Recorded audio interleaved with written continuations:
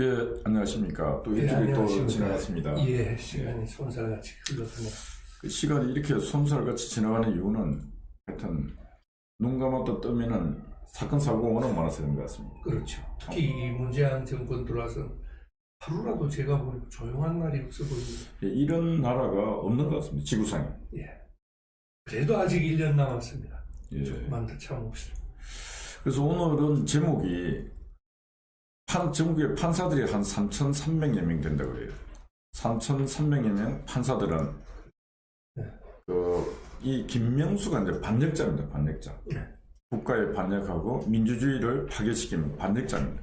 이 반역자 김명수의 사법부, 이게 일개 부서, 행정부의 일개 부서로 변한 사법부를 원래 도부, 원래 사법부로 전환하라. 이렇게 이제 한문으로 이제 표기를 해놨는데, 일단은 제가 볼 때는 무너진 사법부, 민주주의 최후의 보루인 사법부, 그리고 판사들이 옛날에 법대 다니고 하면서 이제 공부를 하고 하면서 배웠던 한마디 말은 민주주의의 사법부는 민주주의 최후의 보루다. 그렇죠.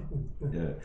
근데 이 보루가 지금 김명수 시대에 와서 완전히 무너져 버리지 않습니까? 그렇습니다. 보루 역할을 못하고 있죠. 예. 근데 이거를 다시 회복시킬 수 있는 사람은 국민도 아니고 다른 정치인도 아니고 법복을 입고 있는 판사들 스스로가 지금 이 결단을 해야 된다. 그렇습니다. 그래서 오늘 그런 제목을 달았는데, 예. 오늘 또 교수님은 또 사법 시험을 쳐서 사법 시험을 합격하시고, 예. 판사나 검사나 동료들이 많이 있지 않습니까? 그렇습니다. 예. 그또 대학 교수까지 하시고, 예. 로스쿨. 그래서 교수님께서 바라보시는 이 김명수가 무너뜨린 사법부, 그리고 김명수에 동조했던 우리법연구회, 국제임금법연구회 이런 판사들, 예. 이게 다시 대한민국 사법부가 다시 정상이 되려면 어떻게 해야 되는가, 그런 말씀부터 쭉 한번 해주시죠. 예. 그렇습니다. 우리 시청자 여러분도 다 아시다시피 사법부 이렇게 부자를 따로 정부 부자를 써준 이유가 결국 삼권 분립이에요. 삼권 분립의 원칙은 아시다시피 아마 지금 거의 중학교 때부터 초등학교 때부터 배우는 거예요. 하여튼 중고등학교 때부터 저학년 때부터 배워서 모든 국민이 알고 있는 기본 원리입니다. 그래서 아까 우리 제목처럼 일개 부서장으로 이렇게 격화시키지 않고 정부의 그 부자를 쓰거든요. 예. 그러니까 정부급 세 가지 정부를 같이 맞습니다. 두고 있다는 의미에서 삼권입니다. 예. 그런데 그 역할을 담당하는 최후의 보루가 바로 대법원장입니다. 근데 대법원장이 아시다시피 지금 특히 지난주에 한 것처럼 거짓말, 사법이 뭡니까? 진실을 밝히는 데잖아요. 맞습니다. 사법부 이름이 저스티스, 아까 지난번에 우리 계속 법무부라는 것도 디파트먼트 저스티스라고 표현했다시피 대법원은요, 특히 대법원장은 치프 저스티스입니다. 이름 보세요. 우두머리 정의입니다. 그런데 우두머리가 아니라 완전히 사기꾼 날치기 같은 이런 역할을 사법부 수장이 대법원장이 하니까 사법부를 아까 스스로 지키지 못하고 보루는커녕 그냥 꽁무니에서 갖다 바치는 역할을 지금 김명수가 했는데 그 자체는 우리 역사 이래로 이런 경우는 한 번도 없었습니다. 예, 우선 그 정도로 말씀드리겠습니다. 예.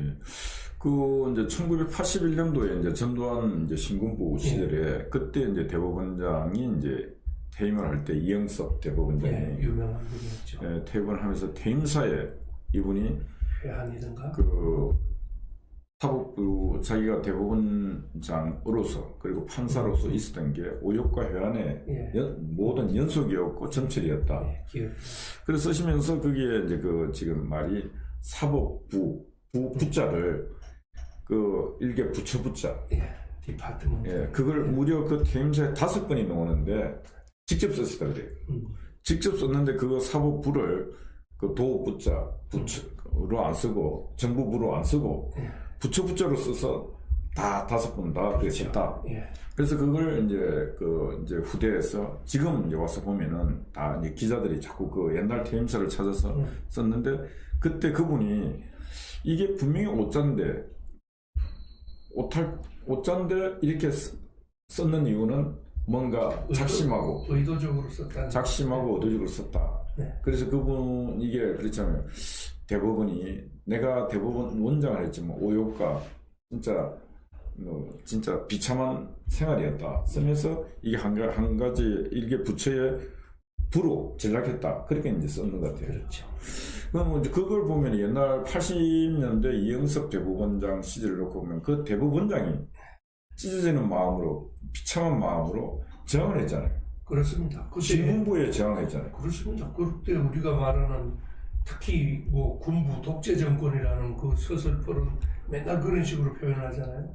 그런 세월에도 그런 식으로 물러나면서 말이라도 했다는 그 뜻은 본인이 막으려고 노력했다는 뜻이잖아요. 가만히 눈치 보고 있으면 그런 말 할 필요가 없잖아요. 나름으로 저항했다는 표현을 배한과 의혹으로 전철냈다고 했는데 김명수는 아마 이번에 쫓겨날지 탄핵될지 지가 스스로 나갔더라도 자랑스러운 문재인 정권 하에 그 밑에서 사법부장을 했다. 그 말씀 하시니까요. 공산주의에 선거 분립이 안 된 거 아니죠? 예. 공산주의 사법부가 대법원 판사가 아니고 사법부장이라는 용어를 써요. 그 부자가 예. 디파트먼트예요. 정부 부자가 아니에요. 예. 지금 보니까 그렇네. 그러니까 지금 공산주의가 문재인이와 그 청와대에 있는 자들이 그 사상 자체가 공산주의 사상의 이제 경도의 문제가 아니고 완전히 빠져있잖아요. 몰입이 됐잖아요. 그러니까 이제 문재인이도 내가 제일 존경하는 사상가 신영복이 이 공산주의자 아닙니까? 그렇죠. 그러니까 정권을 잡고 지금 대한민국 국정을 거의 공산국가 독재국가로 운영을 하고 있다. 예. 그래서 아까 제가 이영섭 그 대법원장 퇴임사 그 취임 초기에는 포부와 이상은 컸으나 예. 과거를 돌이켜보면 모든 것이 회한과 의혹으로 얼룩진 것 외에는 아무것도 없다. 예. 이게 이제 그 핵심이에요. 예. 그리고 또 자기 탓으로 돌리잖아요. 예. 참 어떻게 보면 남 탓을 안 하잖아요. 근데 제가 볼 때는 그 총칼이 서서히 시푸를 때 이런 퇴임사를 남긴다는 것도 엄청난 그 선비정신. 예. 본인의 거기에 생명, 양심을 다 걸고 퇴임사를 썼는 거죠. 예. 그리고 또 남한테 책임을 지우지 않는다는 게 지금 정권하고는 정말 다르죠. 그리고 그런 걸 놓고 봤으면은 그런 대법원장이 계셨는데 이 김명수 같은 놈은 판사 자격도 없는 것 같아요. 판사 자격도. 그래서 이제 우리 시작으로 이제 그 사법부를 디파트먼트로 이제 격화시켜서 이야기할 때 이제 앞으로 김명수는 대법원장이라고 부르지 말고 사법부장이라고 하죠. 저 공산당식으로 이제 우리 자유연대에서도 대법원 앞에 가서 시위를 하고 있잖아요. 예. 바꾸고 거기서 이제 플래카드를 사법부장 김명수는 사퇴하라. 그럼 이제 사법부장이 김명수가 되면은 지금 대법원 판사들 있지 않습니까? 이 사람들은 뭐로 불러야 되겠습니까? 참 그것도 불쌍하네요. 그 사람들도 저스티스예요. 근데 문제는 각 대법원에 있는 동료 판사들, 대법관들 아니에요. 예. 그리고 본인은 그 중에 원장이고.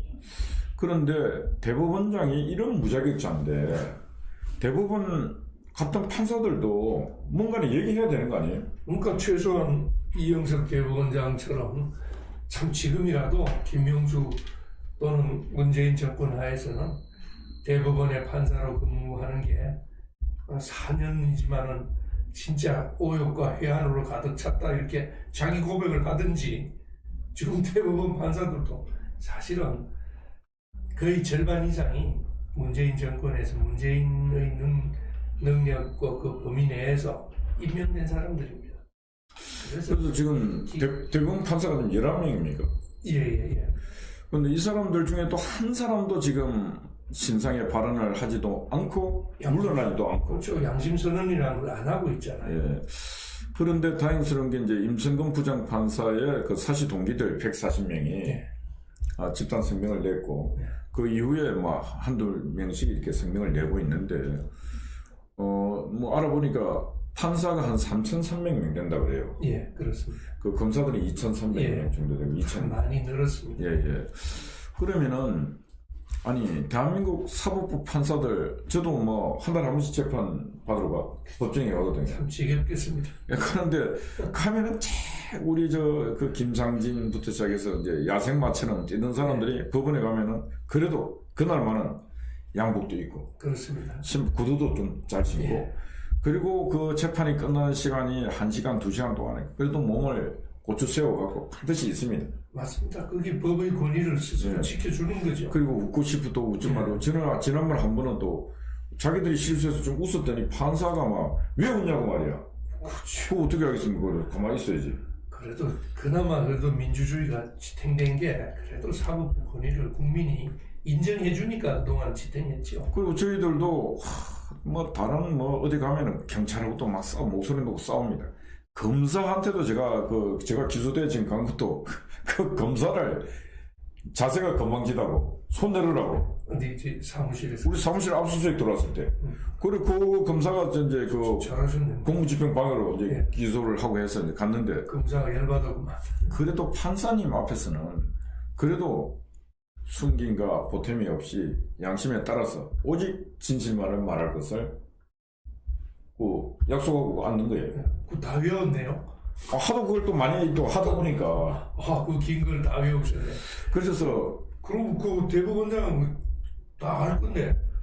그래서 이제 대법원장 정도 순천지검장도 하고 했으니까 맨날 법정에 법복 입고 앉으면은 듣고 있죠. 맨날 우리 이제 시키잖아요. 국민들에게 시키잖아요. 종이 조고 예. 읽으라고.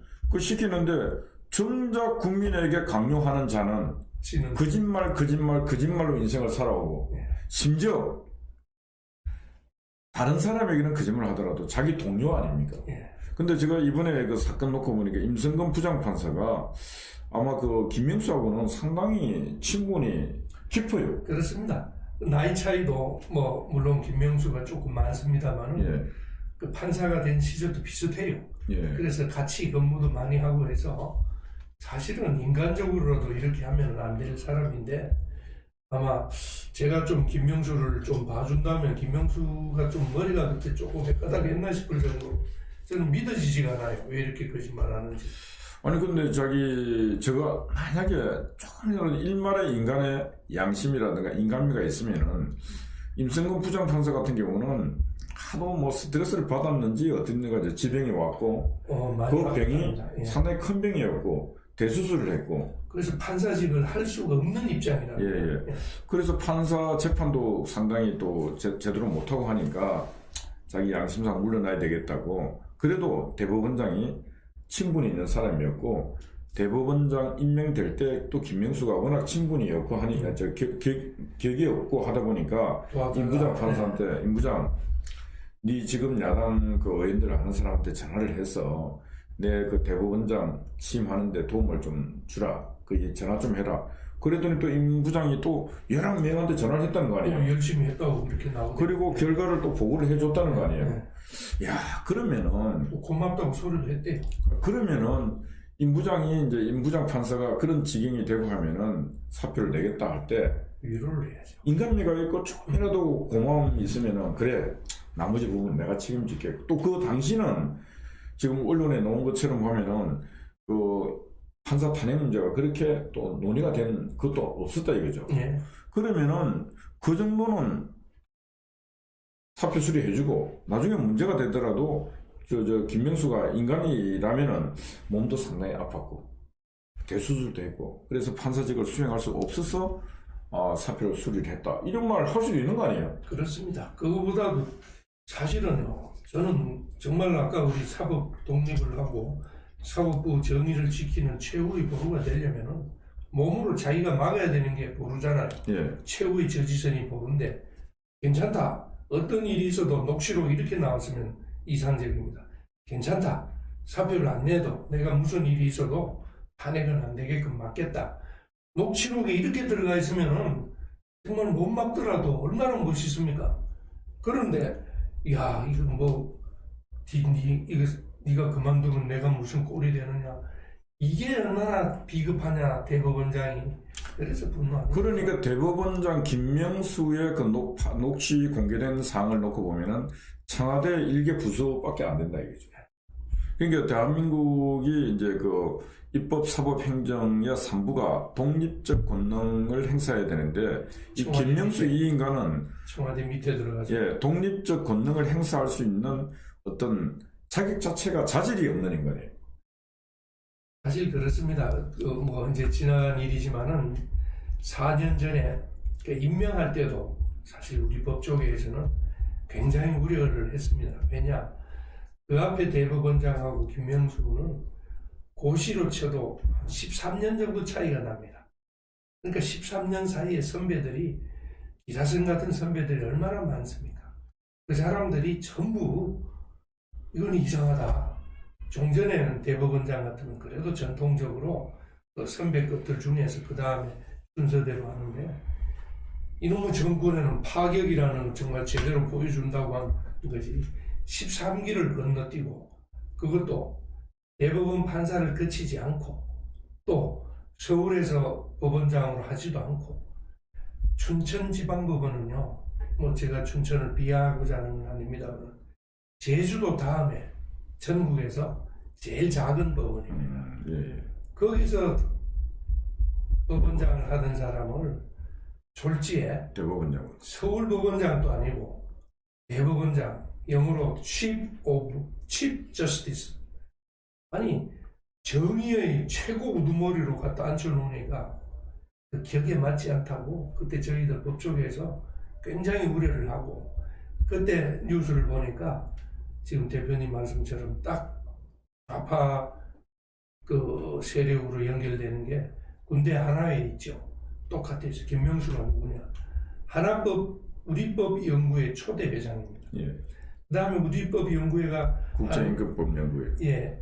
시끄러워지니까 그걸 해체하는 척하면서 이름만 바꿔가지고 국제임금법 연구회로 거기도 초대 회장입니다. 그때 그걸 보고 저희들은 아하 이게 뜻이 있었구나. 바로 그 초대 회장을 한 사람을 이렇게 해두면은 어쨌든 초대 회장이니까 그 다음부터 그 밑에 있는 인사 개편을 통해서 올 사람은 다 자기 밑에 있던 사람이니까 대법원장 시켜도 별로 괜찮겠구나 이 정도로는 다 생각을 했죠. 그게 아니나 다를까 이런 사태가 나는. 그러니까 제가 볼 때 이제 그 진짜 교수님 말씀 따나 교수님이 아마 전국의 그 뭐 법원의 사이즈도 다 아시고 하시니까 자 어떻게 보면은 그 단계를 거쳐서 올라오기는 아직 한참 멀은 사람을 바로 대법원장으로 임명을 딱 해주니까 그 하면서 뭔가가 메시지를 서로 주고받는 게 내가 너는 자질이 안 되고 자격도 안 되는데 내가 대법원장 만들어줄 테니까 너는 목숨 걸고 이 정부에 문재인 정권에 충성해라. 그렇죠. 이런 어떤 약속이 오고 가고 그래서 김명수는 목숨을 걸고 좀 충성을 하고 있는 거죠. 그 충성의 결과가 지금 대법원 모든 최종 결정이 대부분에서 이루어지니까 자, 제일 먼저 김경수가 드루킹 사건으로 대통령 선거를 사기쳤지 않습니까? 예. 근데 지금 내일 모레면 임기가 다 끝나갑니다. 예. 재판 안 하고 있습니다. 아직도 재판을 안 하고 있죠. 그리고 또 이재명이도 1심, 2심에서는 이미 그 도지사를 유지할 수 없는 판결이 나잖아요. 예. 대법원 가서 파기환송시켜서 목숨 구해줬잖아요. 그렇습니다. 그 다음에 은수미. 예. 은수미도 구해줬죠. 은수미도 구해줬지만 지금 문제가 심각하지 않습니까? 압수수색 계속 들어가고 있습니다. 그 뒤에도 해결이 안 되고 계속 줄줄이고. 예. 그러니까 이 저는 대법원장뿐만 아니고 지금 대법관들을 다 구속시켜야 됩니다. 나중에 이 정권이 끝나면은. 맞습니다. 한번 아마 사법적폐를 다시 시작을 해서 제대로 적폐 청산을 새 정부에서는 다시 해야 되지 않나 생각. 그러니까 김명수라는 우리 자격이 안 되는 자를 대법원장으로 앉혀놓고 대법관들을 또 그렇게 비슷한 놈들을 또 앉혀놓고 거기에 관한 많은 정치적 사건은 거의 다 파기환송시키고 다시 해서 다 생명을 다시 다 구해주는 거예요. 예. 이거는 민주주의의 마지막 보루가 아니고 민주주의의 적들이죠. 민주주의 적들이고 예. 청와대의 마지막 보루가 돼 지금은. 그래서 정권의 보루가 되어 있는 거죠. 네, 정권의 보루가 돼서 예. 충성을 다하고 있는데 우리 법조계에서 사실 우스갯말로 우리 법연구회하고 그 국제인권법연구회를 비유적으로 말하는데 왜 하필이면 이름을 우리 법연구회라고 지었겠어요? 바로 자기들끼리만 한다.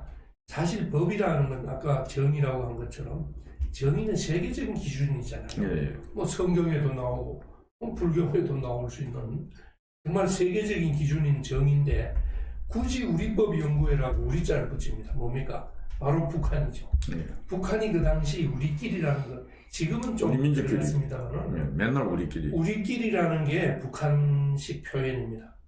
그런데 그걸 따와가지고 우리법연구회를 하니까 국민을 속이는 거죠.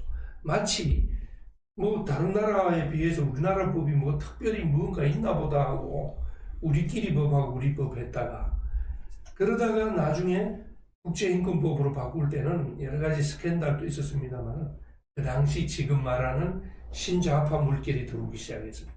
대표적으로 페미니즘 같은 군대 종교적 양심으로 안 가는 거, 뭐 또 여성 젠더 같은 거 이런 것들이 전부 우리 법에는 해당이 안 되잖아요. 무슨 말인지 알죠? 사형제 폐지, 뭐 여성 인권. 그래서 180도로 우리 법 따로 있는 줄 알았더니 이거 아니다. 잘못하면 북한으로 찍히겠다 해서 변신의 귀재라고 저희들이 보는 게 어떻게 우리 법에서 180도, 360도 돌아서 국제인권법입니다. 바로 사형제 폐지, 여성 인권이라는 주장하면서 동성애 조장하고 우리나라 가족 질서를 해체하고 보주제도 없애고 그게 그때 동시에 일어나게 됩니다. 다시 말해서 우리 법이 아니라 이제는 국제적인 걸로 가자. 이래서 그 뒤에 착착 진행되어 오는 게 저희들끼리 농담으로 변신을 해도 이렇게 우리 법에서 이렇게 보편법으로 이렇게 뒤바뀌면서 이렇게 제목도 잘 써먹는다. 저희들끼리 그렇게 이야기합니다. 근데 제가 볼 때는 그 전두환 정부 시절에 하나회라고 하는 이제 그 군내 사조직이 있었는데 실제로 보면 이제 전두환 대통령이 그 군내 사조직인 하나회는 그냥 지금 같은 인간 말종 쓰레기들을 모아놓은 게 아니고 군내 최고의 엘리트들을 그 하나에다 이제 모아놓는 거죠. 그러다 보니까 거기도 사조직을 만드는 게 부작용이 생겨서 문제가 됐지만은 그 하나회라는 사조직은 군내 최고의 엘리트의 집 모임이었습니다. 그리고 또 이렇게 사고 치진 않았잖아요. 사고가 거의 없었죠. 그런데 이 정권에서는 우리 법인지 너희들 법인지 뭐 국제법인지 이런 이상한 걸 내세워서 4년 동안 아까 말씀하신 대로 사법부를 완전히 개판으로 만들어서 청와대 밑에 부서로 사법부장으로 만들 정도로 지금 타락시킨 거예요. 근데 이제 문제는 이제 우리법연구회 이제 그 판사들이 실제로 그 박근혜 정부 시절에 이명박 정부 시절에 엄청나게 성장을 했습니다. 그리고 이명박 정부 시 모르고 그랬죠. 이명박 정부 시절에 성장하고 했는데 그 이명박 정부 시절에 이명박 대통령이 대법원장을 양승태 대법원장을 임명했지 않습니까? 근데 점잖하기만 점잖했지 강단이 전혀 없었어요. 그러니까 눈치를 봤죠. 근데 그 양승태 대법원장이 이명박 정부를 거쳐서 박근혜 정부까지 왔습니다. 그렇습니다. 그래서 제가 대법원 가서 27번을 양승태 물러나라고 대법원장 물러나라고 제가 집회를 했습니다. 정말 그때는 그랬죠. 그 왜 했냐면은 그때 이제 저희들이 정교조하고 투쟁을 했는데 저희들이 어디 법정에 가면 우리는 최고형이고 저는 최저형이에요.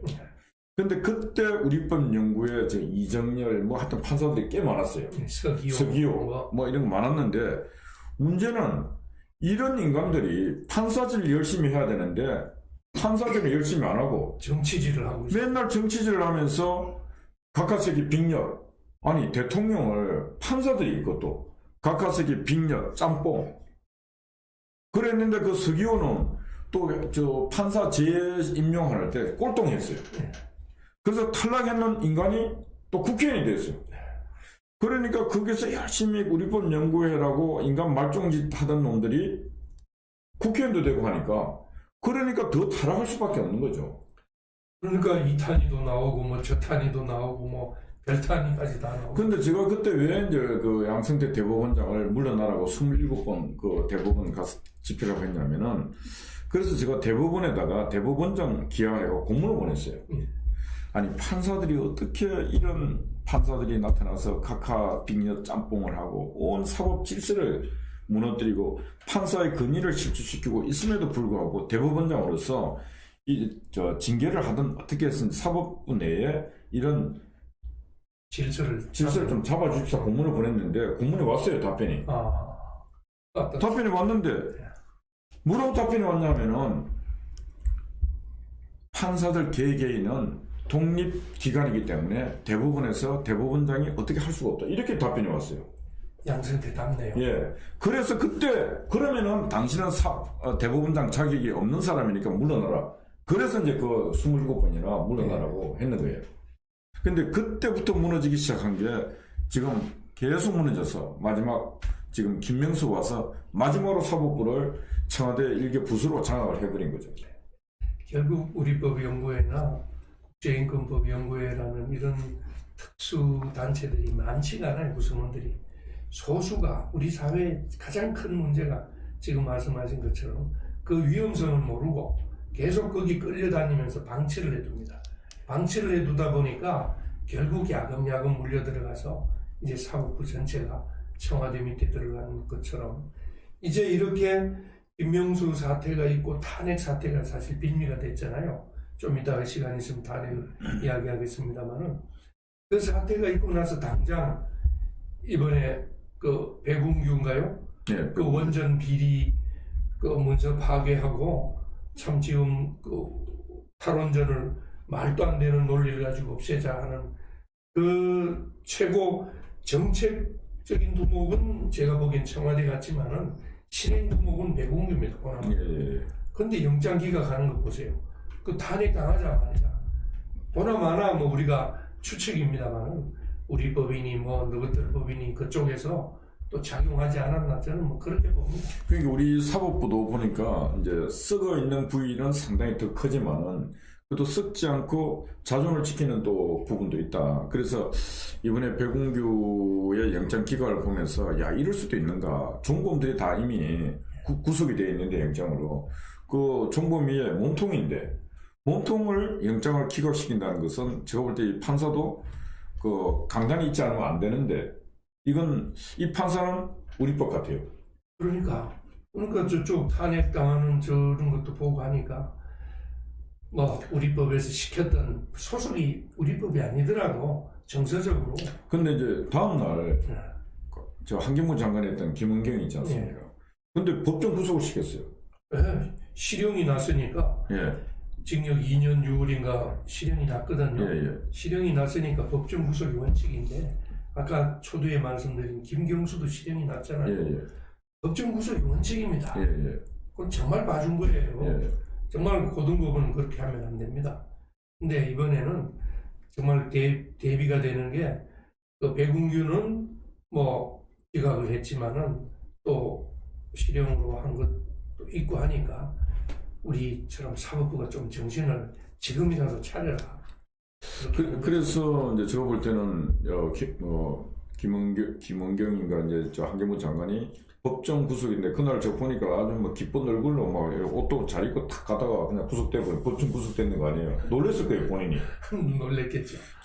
본인 생각은 강력한 청와대가 있고 또 법도 탄핵도 났고. 예, 탄핵도 법원도 다 장악되어 있다 생각했는데 설마 했는데 법정 구속됐거든요. 근데 내가 볼 때 김은경이 할 말이 많을 것 같아요. 그 별로 행정가도 아니고 자기 스스로 블랙리스트 만들 능력도 있는 사람도 아니고, 제가 볼 때 틀림없이 청와대 지시로 이루어지는 상황인데 자기 죄는 아닌데 지금 뒤집어서 갔잖아요, 감옥을. 양심선언을 한번 해야죠. 그래서 제가 볼 때는 김은경이도 이게 양심선언을 아마 하리라 보고 있습니다. 그 좀 기대되네요. 예. 조만간 제대로 양심선언을 해서. 그래서 제가 김은경 사건을 놓고 보면은 감옥에 갈 놈이 천재예요, 이쪽 정부는. 다 가야죠. 다 가야 될 상황인데. 문재인이 다 가야 되지. 그래서 오늘 제목이 어떻게든 3,300명 판사 중에 다 법과 양심을 갖고 사법 정의를 세울 수 있는 판사들이 다 되겠습니까만은 다만 1000명이라도 140명이 앞장서지 않습니까? 그러면은 옛날에 검사들이 전국적으로 부장검사, 지방에 각 검사장급들이 다 들고 일어나고 심지어 검찰총장들, 전임 총장들도 다 들고 일어나지 않습니까? 그렇습니다. 그래서 어떻게 보면 그분들은 검찰의 자존을 세운 것 같아요. 검찰이 사실은 더 어렵거든요. 그전에도 사법파동이라고 해서 사법부는 이런 일이 몇 번 있었는데 정말 사법부는 일어나야 됩니다. 우리가 몇 번 이 방송을 하면서 예측처럼 맞췄잖아요. 검사들이 일어난다고. 저는 사법부는요, 검찰보다 정말 미안하지만 독립성이 더 있잖아요. 독립성이 더 있으니까 더 해야 되는데 현실은요, 들어가서 보면은 더 장악되어 있습니다. 왜냐? 전국 법관 대표회의라는 걸 만든 거 아시죠? 문정부 들어왔어요. 전국 법관 대표회의가 전부 우리법연구회하고 국제인권법입니다. 장악되어 있고. 그게 전국 법원을 대표직을 맡고 있어요. 그게 전국 일대 초대 회장, 부회장이 둘 다 우리법연구회, 국제인권법연구회 출신이에요. 그래서 정말 미안하지만은 저는 이 판사들이, 독립된 판사들이 각 지방법원마다 그 조직이 전국 법관회의가 있거든요. 그 조직에 최소한 겉으로는 말을 하지 못하지만 정신적으로는 장악되어 있는 것 같아요. 그래서 정말 우리 판사님들도 좀 용기와 소신을 가지고 그 몇 명 안 되는 그 우리법 연구에 그쪽 신경 쓰지 마시고 이번에도 보세요. 전국 법관 대표회의 안 하죠. 지난번 같으면 벌써 했을 텐데 안 하고 있어요. 아니 어젠가 오늘인가 뉴스에 했는데 이 의제는 없었다 그러더라고. 그러니까 김명수 의제는 이만큼 중요한 의제가 있으니까. 근데 할 수가 없는 게 이 탄핵 문제는요, 전국 법관회의에서 제일 먼저 다뤘던 겁니다. 거기서 사법부 독립을 포기하고 전국 법관 대표회의란 게 사법부 독립을 포기하고 그때 국회의다 보고 탄핵을 고려하라고 건의한 거 혹시 기억나세요? 그게 전국 법관 대표회에서 의결된 거예요. 그러니까 아마 김명수도 저는 꼼짝 못하지 않고 탄핵될 걸 기다리라 모가지 내놓고 저는 이렇게 연결된 걸로 봐요. 그래서 저는 이제 저희들은 하도 아스팔트에서 이제 일단 사건이 발생하면 어떻게 싸울 것인가 고민해서 전략적으로 이제 실행을 하거든요. 그래서 우리가 조국이가 임명되는 날부터 이제 선정되는 날부터 물러나는 날까지 싸워서 물러나죠. 참 치열하게 했죠. 추미애가 또 임명되고 난 뒤에 물러날 때까지 또 싸우거든요. 근데 이번에 우리가 이제 김명수 건도 이게 모든 화력을 집중해서 김명수가 물러나게 반드시 만들겠다. 그럼 그 덕분에 박범계가 살겠네요. 그렇죠. 지금 박범계하고 싸울 시간이 없습니다. 참 시간이 없네. 지금 이제 김명수가 쏴야 되는데 이제 천막을 이제 칩니다. 거기 치는데 그 측면에다가 제가 대법원 앞에 대법원에 옛날에 부정선거 같은 거기 천막 내용이 뭐냐면 제가 볼 때 이제 우리 시민들도 대법원 앞에 가서 매일 투쟁하고 있고 그리고 이제 생각은 전국에 법원이 있는 지방 도시에 많은 시민들이 가서 1인 시위를 하면서 판사들이 깨어나라. 판사들이 지금 제가 볼 때 판사들이 깨어나야 됩니다. 시민들이 있으니까 판사가 깨어날 수 있습니다. 그래서 그걸 이제 전국 법원이 있는 곳에 가서 시민들이 매일매일 피켓도 들고 현수막도 걸고 해서 그걸 할 수 있게끔 하고 판사들이 좀 봐야 되지. 판사들이 하게끔. 그리고 이제 제가 거기다 옆에다 또 뭘 써놨냐면은 그 로스쿨 전국에는 로스쿨 그런 로스쿨의 교수와 로스쿨 학생들이 들고 내는 안 되겠습니까? 이런 자가 사법부의 수장으로 있다는 건 치욕이고 수치 아니겠습니까? 근데 사법고시 준비하는 학생들은 들고 일어났습니다. 진작 들고 일어났는데 사실을 준비하는 모임이라고 있어요. 존치를 하는. 그런데 지금 사실 제도가 없는데 뭐. 아니 그러니까 존치. 존치를 하는 그 일종의 시민단체입니다. 우리 이종배 대표. 그분들은 열심히 김명수를 규탄하는 걸 하는데 정작 로스쿨이나 또 법대 교수들이 조용한 게 좀 아쉽습니다. 그래서 우리 박인환 교수님은 이제 건국대 그 로스쿨 교수님 하셨잖아요. 그래서 교수님께서 좀 이렇게 로스쿨 퇴임하신 예. 분들을 좀 모으고 해서 성명을 또 내고 또 그다음에 인수해서 재임하고 있는 로스쿨 교수들 그래야 후배 우리 제자들이 보고 배울 거 아닙니까? 맞습니다. 지금 그렇게 해야 되고 당연히 특히 사법부에 관련되는 것은 소위 전국에서 좀 이름 있는 대학은 사실은 다 로스쿨이 있습니다. 예. 그 다음에 로스쿨 협의회가 있어요. 예. 로스쿨 학장 협의회도 있고 그래서 언제든지 우리법 연구에 못지않게 조직력은 갖추고 있으면서 저는 제일 걱정이 눈치 보는 겁니다. 우리 애국 세력이라고 자칭 말하는 사람들이 자유연대는 빼고 이렇게 눈치를 보니까 숫자가 많아도 아까 우리법 연구에 이야기를 하지 않았습니까? 법원에서 아주 소수입니다. 근데 다수가 끌려가면서 속으로는 욕을 할지 몰라도 겉으로는 찍소리 못하고 그래서 판결도 하루는 이렇게 났다가 하루는 이렇게 나는 게 지금도 못 고치는 이유가 바로 그건데 예비법조인들 또 예비법조인을 가르치는 로스쿨 교수들의 특성도 제가 근무를 해보니까요 전부 좌파들이에요. 아니 근데 지금 예비 법조인들에게 또 우리 국민의 생명과 신체, 재산 모든 판결을 맡겨야 될 거 아닙니까? 예. 그런데 저렇게 강단이 없고 양심이 없고 정의가 없는 자들이 판사가 되고 그들에게 우리의 생명과 재산과 신체를 다 맡긴다는 건 제가 볼 때 용납할 수 없는 일이다. 그래서 사실은 우리가 시간이 있으면 다음에 좀 이야기하겠습니다만 근본적인 사법개혁 예. 지난번에 검찰개혁도 마찬가지지만 근본적으로 다시 해야 됩니다. 이런 사람들한테 저런 권한을 줘서 예. 우리의 생명과 재산을 맡길 수가 없습니다. 왜냐하면 이렇게 정말 저도 일종의 사법부 출신입니다만은 제가 방송 초기에 제가 대리를 해서라도 사과부터 시작한 기억이 납니다. 이 방송을 할 때. 정말 전체 사법부 구성원들이 사죄하는 심정으로 나라를 이렇게 망치는 데는 제가 보기에는 50% 이상이 사법부 책임입니다. 얼마나 기회주의적이고 그동안 잘해먹고 정관예우가 왜 나왔습니까? 지금도 정관예우에 대해서 한 건을 가지고 이재용 씨 재판만 한번 봅시다. 제일 재미 본 사람 누굽니까? 정관예우관 변호사잖아요. 예. 거기에 대해서는 찍소리도 안 하고 근본적으로 사법개혁 하려면 정관예우를 없애서 권위를 없애는 게 아니라 그런 돈 밝히는 기회주의 또는 출세 밝히는 기회주의 오죽하면 김명수 보고 많이 못하고 지금 하잖아요. 그만 제 모습 내려오라는 게 저는 사법부 구성원들은 부끄러움을 알아야 된다고 봅니다. 그래서 저도 노력을 하겠습니다만 현실이 어렵다는 점 우리 로스쿨을 들어온 사람들조차도 출세지향제 학생이 대부분입니다. 솔직히 거기 가르치는 교수들조차도 전부 줄 서는 교수들이 대부분이고 저는 욕먹을 각오로 이런 말을 합니다. 그 정신이 바꿔지지 않은 이상은 윤리교육도 없고 역사교육도 없습니다. 고시 과목에서 다 폐지시켰어요. 이런 사람들이 변호사 시험만 합격하면은 간판을 달고 나오니까 이탄이 또 누굽니까? 민식인지 문식인지 이름도 기억하기 싫어요. 지금 다 국회에 들어가는 법조인들이 제대로 된 사람 누가 있어요? 이수진이부터.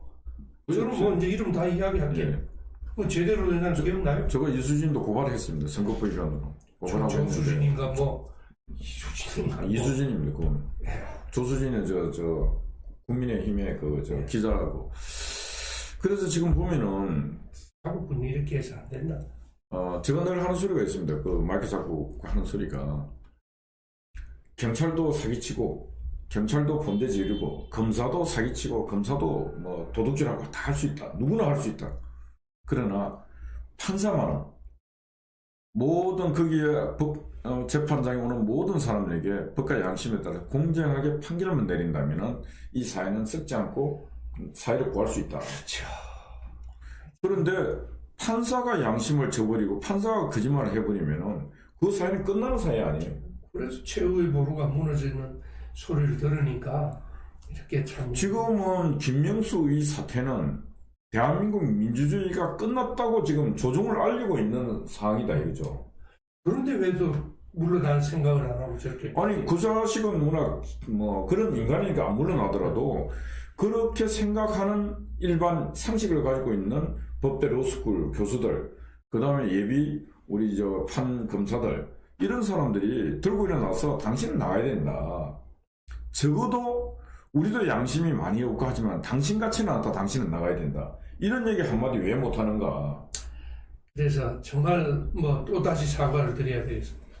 정말 사법부 구성원들이 비겁한 것은 이번에도 뉴스를 보셔서 알겠지만 김명수가 나간 게 아니라 중견법관, 부장판사 이상 되는 분들이 한창 재판을 능숙하게 하고 열심히 하는 분들이 이번에 한 200명 정도 사표를 내놨죠. 예. 이 꼴입니다. 아니 정작 물러나야 될 김명수는 안 물러나고 김명수 체제 하에서 출세하기도 틀렸고 승진도 안 되는 별 볼 일 없으니까 빨리 사표를 내서 돈이나 벌어야겠다. 이 정도 수준입니다. 저항을 해서 김명수 체제는 안 된다. 나파 같으면 벌써 그렇게 했겠죠. 아니 지금 이제 판사들이 봤을 때도 최고 권력자라고 하는 문재인하고 민주당하고 이 인간들이 거의 국가 행정을 폭력적으로 행사를 하고 있다 보니까, 근데 이 법원 내에서도 지금 우리법 연구회 출신들이 지방 법원 원장부터 시작해서 요직을 다 앉아버리고, 그래 하다 보니까 이분들이 생각한 나의 출세적 문제보다도 제가 볼 때는 양심이 가시는 분들이, 야, 저런 인간적 자질이 안 된 인간 밑에 내가 같이 있다는 자체만 이건 치욕이고 부끄러움이다. 그래서 사표 쓰고 나가자. 그래서 좀 놀고 있는 것 같아요. 그건 뭐 잘 봐주셔서 그런데 예. 원래대로는 하려면 저항을 해야죠. 그래서 이제 문제는 지금 이제 김명수 사태가 터졌으니까, 그때는 또 그런 문제도 없었고 했네. 터졌으니까 이제는 할 말을 해서 저 인간 쓰레기들 청소를 해야 될 거 아닙니까? 옛날에는 사법 파동하면서 몇 번 했습니다. 옛날에는 그게 주로 좌파들이 해서 문제였지. 그러면 이제는 좌우를 가리지 않고 이거는 정의와 양심의 문제니까 양심 있는 판사는 전부 일어나서 우리 오늘 제목처럼 저런 대접을 받지 않으려면 판사들이 이제는 각성하는 게. 그러니까 저는 지금 요즘 이렇게 보면은 참 하늘에 고맙고 감사한 생각이 참 많이 든다. 왜 드는가? 이 하늘에 계시는 조물주께서 계속 이 나라를 사랑하사 계속 기회를 지금 주고 있다고. 네. 적어도 우리가 민주주의는 사망했다 하는데 덜 사망했는지 국민이 반응하지도 않을 때 김명수를 또 시켜갖고 이런 일이 되게끔 만들었는데, 이거는 맞습니다. 트로이 목마. 네. 김명수가 한국 대법원 다 가서 원장으로 가서 트로이 목마가 돼서 민주주의를 마지막으로 파괴시킨 사건이 됐다 이거죠. 예. 그러면 국민이 확 일어나는데, 문제는 법관 내 판사들이 지금은 일어나야 된다 이거죠. 예. 그때는 한거할 수 있는 명분이 없었는데 지금은 한거할 수 있는 큰 명분을 하늘이 이 땅에 주셨다고. 특히 사법 판사들에게. 예. 정말 좋은 기회를 그래도 하나님이 우리 백성들 또는 우리나라를 그래도 아직은 포기하지 않고 또 기회를 주시잖아요. 그래서 저는 그래도 신라 같은 희망이라도 한번 가져봅니다. 우리 판사들이.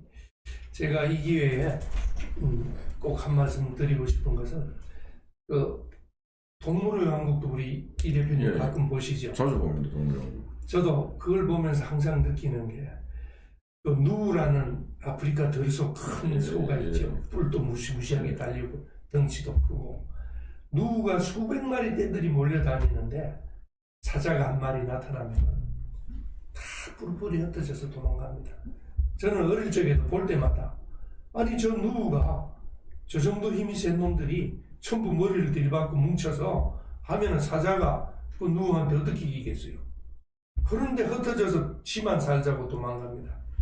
저는 우리 사법부 구성원들한테 이런 말씀 드리면 정말 미안한 마음도 있지만은 그 누구 꼴이 돼서는 안 된다고 봅니다. 물론 사법부 구성원들이 각자 독립해서 사법부 독립이라고 해서 각자 떨어져서 생활하고 있는 것은 누구보다 잘 압니다만은, 이렇게 법조계 사법부의 위기가 왔을 때는 그 누구 때들이 도망만 갈 게 아니다. 나만 살아야겠다가 아니라 눈치 볼 게 아니라 도망가던 걸 180도 자세를 바꾸어서 전부 불을 들이대어서 김명수 우리법연구회 국제헌법연구회에다가 머리를 딱 대고 있으면은 숫자가 아무리 사자라도 사자 한 마리가 누구 100마리를 어떻게 이기겠습니까? 맞습니다. 이런 원리를 가지고 저는 동물의 세계를 볼 때마다 우리 판사님들이 누구 때가 될 것이냐, 각성을 한 누구 때가 되어서 사자를 잡을 것인가는 결국 판사들이 선택을 해야 돼요. 그래서 교수님께서 이제 말미에 그 동물의 왕국의 동물들 얘기를 했어요. 그래서 제가 이제 듣다 보니까 롱펠로의 인생 참가 예. 중에 이런 기질이 있습니다. 유명한 시인이죠. 예, 롱펠로의 인생 참가는 진짜 장엄한 스사시입니다. 예. 그 뭐가 있냐면은 삶의 전쟁터에서 인생의 야영지에서 말 못하고 쫓기는 짐승이 되지 말고 싸우는 영웅이 되라. 그러니까 예. 지금 교수님 말씀하신 누때가 바로 쫓기는 짐승이 되지 말고 싸우는 영웅이 되라고. 네. 그러니까 지금 교수님이 말씀하신 것은 대한민국 판사들에게 쫓기는 짐승이 될래, 싸우는 인간이 될래. 두 가지 질문을 던지는 겁니다. 그렇습니다. 결국 나 혼자 살겠다고 누때처럼 풀풀이 흩어져서 도망가면 지금은 안 죽죠. 예. 시간이 지나면 다 죽습니다. 그러니까 이제 인간이 사는 세상은 역사의 기록이 있지 않습니까? 예. 오늘날 김명수가 사고친 이 기록은 사법부 역사뿐만 아니라 대한민국 역사 기록에도 남습니다. 근데 그 시대에 함께했던 판사들도 기록이 다 남습니다. 용기 있었는가 아니면 비굴했는가. 근데 지금은 보면은 지금 이 순간까지 김명수가 사고친 이후에 지금 며칠간 한 일주일간 놓고 보면은 용기 있는 판사도 나타났습니다. 140명이나. 근데 문제는 근데 그 판사가 아닙니다. 좀 고쳐주셔야 돼요. 사실 이제 동기들. 전부 변호사예요. 변호사예요. 100% 변호사라서 지금 우리가 판사가 하나도 없습니까? 예. 뭐 진실한 말씀을 드려야죠. 근데 지금 이제 3,300명 중에 불과 140명 하더라도 판사 140명이 동참했다 하더라도 10%도 안 된다는 얘기예요. 근데 또 교수님 말씀 들어보면 판사가 하나도 없다는 거 아니에요. 이야, 이거 완전히 누때네. 제가 그래서 하는 말씀입니다. 전부 변호사니까 예. 하지 현직으로 들어가 있을 때는 아까 말씀처럼 그 누구 때처럼 사자 한 마리 우리법 연구회 국제임금법 김명수 눈치 보고 지금 다 저항하는 것은 그냥 사표 내고 나가는 이것밖에 없어요. 그래서 제가 비겁하다고 하는 거예요. 근데 제가 볼 때는 지금 이제 교수님이 잘 봐서 이제 사자 얘기했지만 제가 이제 저런 인간들 보면은 늑대도 안 되고 하이에나도 무서워요. 하이에나도 안 되고 저기 여우새끼 정도밖에 안 되는데 누구가 여우새끼한테서 도망가요? 지금 형국이 지금 여우새끼한테 누구가 도망가는 형국이란 말입니다. 지금 힘을 합쳐서 싸워야지. 예. 그래서 제가 오늘 우리 교수님하고 대화를 하면서 롱펠로의 인생 참가의 한 기제를 제가 이제 소개를 드렸는데 판사님들 저보다 더 많이 공부했고 더 많은 지식을 갖고 있고 하니까 오늘 롱펠로의 인생 참가를 한번 찾아서 쭉 읽어보십시오. 그 읽어보시면은 인간으로서 내가 가야 될 길이 있습니다. 그 길로 걸어가시면은 판사님 개인의 인생도 다시 삶이 회복될 것일 뿐만 아니고 대한민국 법보기본 판사로서 그리고 민주주의 한계 축인 제일 중요한 축인 마지막 보루인 사법부도 다시 지킬 수 있는 것입니다. 그러니까 그런 깨어있는 판사 한 분이 나타나기를 희망합니다. 우리나라 사법부에 그 러시아의 나발리 같은 그런 지도자 한 사람이 나타나기를 또 희망합니다. 교수님께서 이제 예. 시간이 또 예. 많이 되었는데 예. 이 파동, 예. 김명수 파동, 이 김명수 게이트도 아닙니다. 이 파동을 극복을 어떻게 했으면 하는 말씀을 한마디 해주시죠. 저는 이제 추미애 사태가 바로 오버랩이 되는데요. 김명수가 저는 끝까지 버텨줬으면 좋겠습니다. 추미애처럼. 추미애가 저희들이 그만두지 마라 했잖아요. 그렇죠. 끝까지 계속 잘한다. 그만두지 계속. 사실은 김명수가 계속 있어야 제대로 됩니다. 그래야 저항의 불길이 제대로 타오르는데 제가 보기엔 김명수는 맷집이 없어요. 맷집이 없어서 비굴하죠. 비굴합니다. 제일 걱정이 김명수가 제가 점쟁이라는 소리를 들을지 모르겠지만은 결국 김명수가 저는 그만두리라 봅니다. 김명수가 그만둬도 지금 정권에서는 김명수가 소모품이지 맞습니다. 김명수가 정권의 핵심은 결코 아닙니다. 맞습니다. 핵심이 아니기 때문에 소모품이라서 추미애가 그만두니까 박범계 하잖아요. 예. 더 지독한 놈을 시킬 수도 있거든요. 그랬기 때문에 사실은 이 기회에 이 방송을 김명수가 보면 김명수도 좀 힘을 내서 좀 더 버텨라 싶은데 어쩔 수 없이 사표를 내면은 일단은 저희들이야 속 시원하겠습니다만은 참 딜레마가 김명수 보고 더 있으라고 할 수도 없고 좀 추미하고 똑같아요. 더 있으라 할 수도 없고 그만두라 할 수도 없는 그런 심정을. 제가 볼 때는 뭐 강심장은 아니니까 김명수도 국민들의 어떤 투쟁의 지수가 올라가고 또 법조계 내에서 판사들 일부가 진짜 그 지방 법원장급들 이런 사람들이 물러나시라 하면은 물러날 가능성이 있다. 예. 물론 저는 그 뒤에 거는 불가능하다고. 네. 판사 구성원 내부는 절대로 좌파들은 합니다. 좌파가 아닌 사람 우파 말할 것도 없고. 그 판사관에 뭐 우파가 어디 있습니까? 법조계 안에. 그래서 좌파들은 우리법 연구회 전국 법관회의는 하는데 그 이외의 판사들은 아까 누우 때처럼 뭐 할 수 없네요. 전부 누우 때들입니다.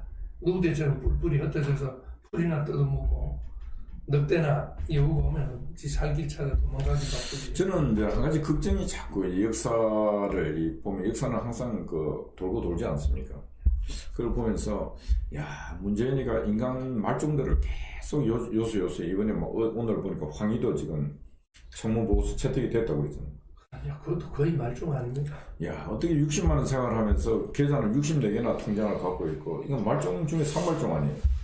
그 계좌를 64개는 그 관리하느라고 시간 다 보내는. 아니 제가 볼 때 기업도 어느 큰 삼성도 계좌가 64개 이렇게 거의 막 그렇게는 안 될 거예요. 정신이 돈이 얼마나 많으면 뺑뺑 돌겠네. 회계 부서가 그거 계좌 64개 관리하려면 그것도 인력이 많이 필요해요. 그러니까 저 황희 같은 저 인간이 계좌를 64개를 움직였다는 것은 비자금이 많다. 엄청난 비자금이 흘러왔다 흘러가고 이랬다고 볼 수밖에 없는 거죠. 근데 그런 자들이 또 오늘 또 장관으로 임명이 됐습니다. 뭐 보나 마나죠. 그래서 어떻게 보면은 이런 인간 말종 중에 말종들이 이제 그 자꾸 요직에 가서 국민을 괴롭히고 국가를 또 축을 흔들고 하고 있는데 이제 이런 시간이 길어지면 길어질수록 이제 역풍이 또 크거든요. 반발이. 이 반발이 클 때 그 반발은 끝내는 피를 부릅니다. 역사가 말하고 있지 않습니까? 근데 이 피가 이제 국민이 분노했을 때는 실제로 누군가는 죽어야 된다겠죠. 근데 제가 볼 때 이 문재인 정부에서 일했던 놈들은 거의 다 죽어야 될 인간들. 바로 유명한 명제가 있죠. 민주주의는 피를 먹고 자란다. 역사의 교훈이에요. 그래서 지금 제가 볼 때 하여튼 뭔가 불행한 역사가 반복될 것 같다는 예감이 계속 들고 그 불행의 반복 속에서는 이 인간 말종들이 자격이 안 되는 자들이 너무 큰 물욕과 권력을 누린 자들은 반드시 심판받을 것 같은데 이 심판이 법과 제도에 의한 심판보다 분노한 군중들에 의한 심판으로 이어질 가능성이 상당히 크다. 그런 생각이 듭니다. 그래서 마지막으로는 우리 제목처럼 판사님들이 제 마지막 기회라고 생각하고 국민들이 일어나기 전에 판사님들이 스스로 골기를 해서 자정 노력을 보이고 또 지금 중요한 재판이 많이 있습니다.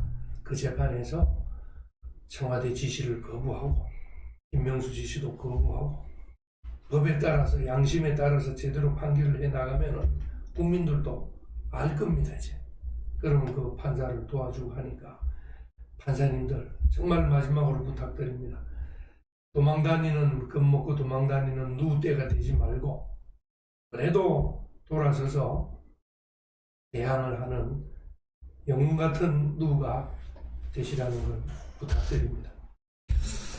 감사합니다. 오늘 이제 그 박일환 교수님은 또 그 판사들 친구들도 많이 있고 검사 친구들도 많이 있고 특히 이제 이 대한민국 민주주의의 마지막 보루 사법부 판사들이 망치 들고 양심만 딱 갖고 있으면은 국민이 저항할 필요도 없고 길에 나올 필요도 없습니다. 오는 쪽쪽이 법과 원칙, 제도 절차를 위반한 자는 그 법에 정한 대로만 처벌하면은 절대로 순환되는 역사 속에서 피해 혁명이든 불행한 사건은 안 생긴다 이거죠. 불행한 사건이 반복되고 하는 것은 판사들 책임입니다. 판사들 책임. 그래서 지금 전국에 있는 3,300명 판사님들만 양심을 갖고 정의를 세우면은 나라의 민주주의가 회복되고 자유가 회복되고 대한민국은 반듯하게 설 수 있습니다. 그런 나라가 될 수 있도록 이번 구정 명절 지내면서 판사님들이 한번 고뇌하는 시간을 좀 가져봤으면 좋겠습니다. 그리고 김명수는 절대로 아닙니다. 그런 인간 밑에서 법복을 입고 있는 나날이 치욕스러운 나날이고 그 인간 밑에서 판사 지냈다고 하는 것은 부끄러운 일입니다. 그러니까 그 인간은 어떻게 되든 간에 빨리 정리할 수 있게끔 판사님들이 노력해 주시면 고맙겠습니다.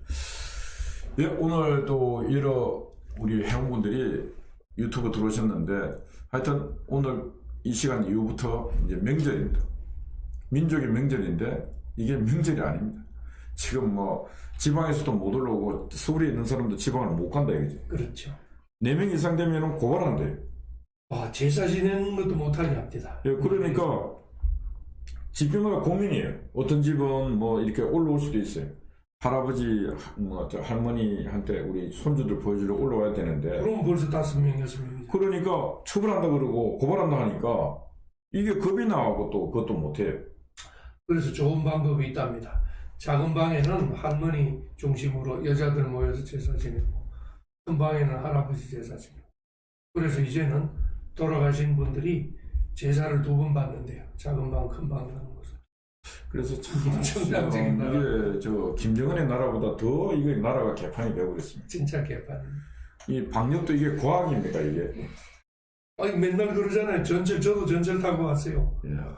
백화점 가면 바글바글합니다. 그래서 진짜 우리가 무능한 악마 밑에서 이렇게 살다 보니까 힘이 듭니다. 그래서 여러분들 그럼에도 불구하고 우리 자유연대 회원 여러분들 명절 건강하게 잘 보내시고 그리고 자유연대가 있지 않습니까? 우리 잘 싸우고 있습니다. 그리고 우리는 싸우는 자에게는 항상 앞이 보이고 내일이 그래도 먼 내일은 안 보여도 가까운 내일은 보입니다. 희망이 있습니다. 문제는 반드시 무너지고 인간 쓰레기들은 반드시 청소됩니다. 왜? 싸우고 있는 사람들이 있기 때문에 그렇습니다. 여러분 하여튼 명절 잘 보내시고 또 뵙도록 하겠습니다. 교수님도 명절 인사합니다. 예, 설 잘 쉬시고 건강한 모습으로 문재인이 망하는 그날까지 자유연대 화이팅입니다. 화이팅! 예, 감사합니다. 여러분 모두 화이팅입니다. 고맙습니다.